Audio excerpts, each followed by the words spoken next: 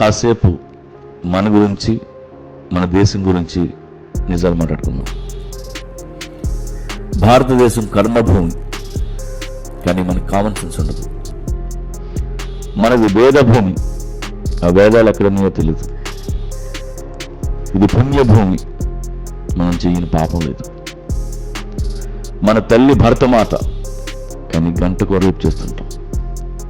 సువిశాల భారత ఖండం, పాపులేషన్తో కిటకిటలాడుచేస్తుంటాం. గంగా, యమున, గోదావరి, ఆ నీళ్ళ కోసం కొట్టుకు చేస్తుంటాం. ఎన్నో పుణ్యక్షేత్రాలు, ఆ గుళ్ళ బయట చెప్పులు దొంగిలిస్తుంటాం. మహాకవులు పుట్టిన దేశం మంది. 65% నిరక్షరస్య.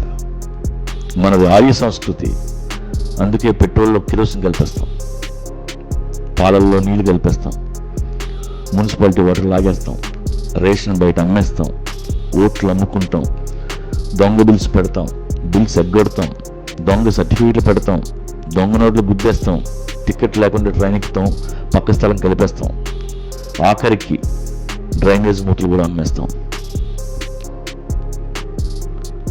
ఇవి కాకుండా ఫ్రీడమ్ వల్ల 3 చక్కటి విషయాలు నేర్చుకున్నాం. ఒకటి, పెంట తీసి నెత్తికి రాసుకోవటం. 2, కోడిగుడ్డు మీద వెంట్రుకలు పీకటం. 3, పొల్లబెట్టి పక్కని కెలకటం. పైన చెప్పిన ఐటమ్స్లో చాలావి మనందరం చేసి ఉంటాం. అందుకే ఒక పేపర్ తీసి రాసుకున్నాం, నేను చేసిన ఏదో పనులు అని. ఎవరికి చూపించొద్దు, మన కోసమే. అలా రాసుకొని ఫ్యూచర్లో చేయకుండా జాగ్రత్త పడతాం. 200 ఏళ్ళు యుద్ధం చేసి ఫ్రీడమ్ తెచ్చుకున్న ఉపయోగం ఏంటి?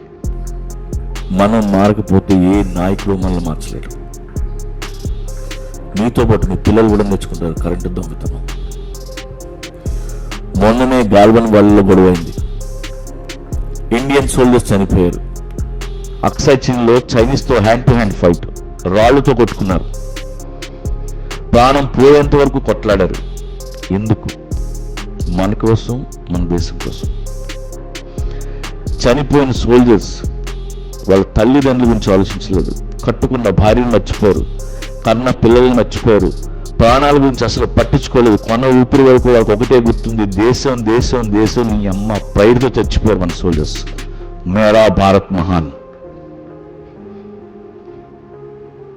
వాళ్ళ కోసమైనా మనం ఇచ్చే పనులు మారద్దాం. వాళ్ళ నువ్వు దేశం కోసం చావనక్కర్లేదు, కనీసం ఆ గోడ మీద వచ్చా పోయిపోతే చాలు, అది కూడా దేశభక్తే. జనగణమన.